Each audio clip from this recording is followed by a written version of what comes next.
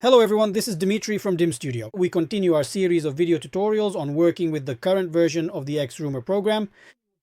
Today we'll talk about how to move Xevil from your local machine to an external server. So first of all, why do we need this? Here, this is our old server where we worked before. The previous lesson, if you also run Xevil locally, meaning on the same computer or device where you are using Xrumer, it will automatically start processing the request that Xrumer sends on that specific local machine, handling each one as they come in. And it intercepts these requests.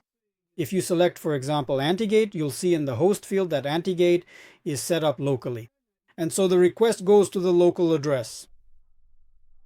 This will put a heavy load on the CPU core, which means the central processing unit will have to work harder than usual. So when we start monitoring, we'll see that the core is heavily loaded because Xevil makes intensive use of CPU resources to perform its tasks. This is especially noticeable when working with reCAPTCHA or other serious CAPTCHAs, which are more complex and require more processing power to solve than simpler ones. We're not talking about regular graphic CAPTCHAs right now, and in that case the load will be very high, especially if, like here, 2 or 3 Xrumers are running at the same time. Then we'll have problems with server load. To help reduce this processing load, we need to move Xevil off of this current server and transfer it to a different server. So the question is, how exactly do we go about setting this up? Let's say we have a second machine where we've installed Xevil. I've already shown the installation process. There's nothing complicated about it. It's a standard install. The program is installed in the selected folder, adds a registry entry, and then we launch it. I'll show the settings now.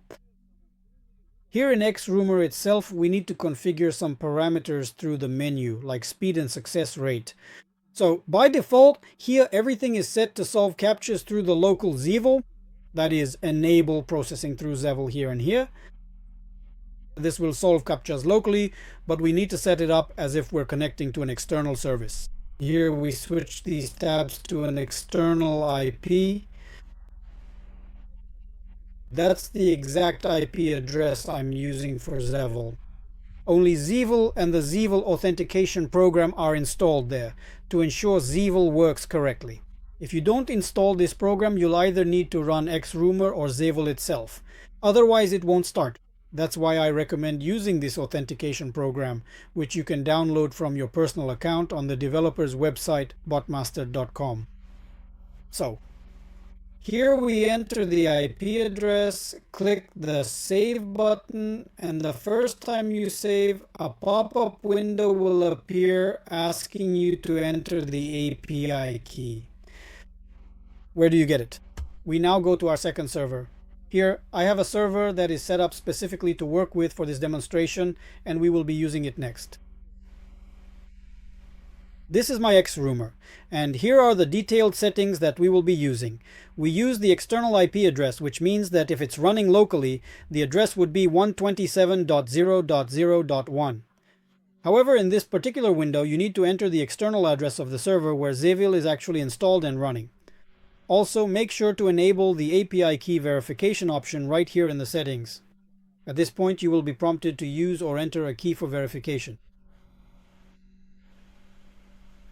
You can generate any key you want, which you will need to enter right here in this field. And after you've generated this key, which is a unique string of characters, we need to insert this very same key into the exact setting in Xrumer that we are being prompted to use at this stage. In this particular case, I am using the ruCAPTCHA service here as an example. Basically, it doesn't really matter which service you are using, since mine is also set up for Xevil and GSA, so the process is the same. So we just copy this key using Ctrl+C on your keyboard, and again, make sure you have the correct key copied before proceeding. In our Xrumer software, we need to set this exact API key. If you do not know how to set the API key, then we simply need to enter this key into the chooser.dni file, shoy.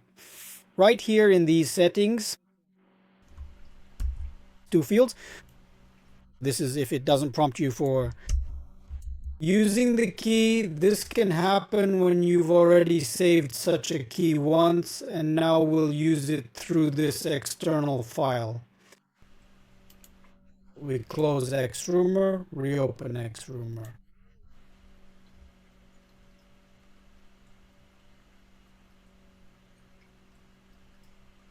And for example, you can start a run. For instance, here, I just have the run basically set up in the default mode. Okay, now the authentication will currently go through before starting. Let's see if the key is accepted by Xevil.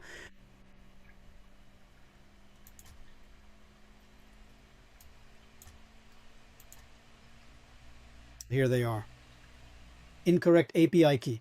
You see, the old one is still connected for me because we launched Xrumer, or rather, we didn't actually close it. It's absolutely essential to close Xrumer before making any changes to the INI files. Once again, we close Xrumer and go to the xuser.ini file, which is located in the root directory. Yes, here's the old key, and we save it again with the one provided by Xevil. Pressed Ctrl+S and simply relaunch the Xrumer program.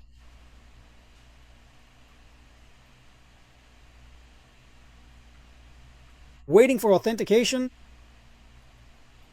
authorization. Everything went successfully, and in fact we launch the run. And look at Xevil. Yes, as you can see here, we are actually getting the key right now, and at this very moment the solving process has just started. Basically, everything is working as expected, meaning that we are now successfully receiving requests from our Xrumer software on a dedicated separate server. These are requests for solving. So once again, in Xevil, we specify the address of the local machine as well as the external address right here, and then generate the API key. And in Xrumer itself, we enter this generated key in two different places, making sure that both locations are filled in correctly. These are the settings, the solving speed. Here we selected the local address of the machine, and this is the external one. And when saving, we entered the key. If the pop-up window does not open for you, then you will need to manually enter this key in the user.ini file located in the root directory of your system. Make sure to place it right in these two lines. That's it, basically. There are no other settings here. That's all from me. Click the bell, like the video, and subscribe to the channel. There will be a lot more interesting things here. See you next time. Bye.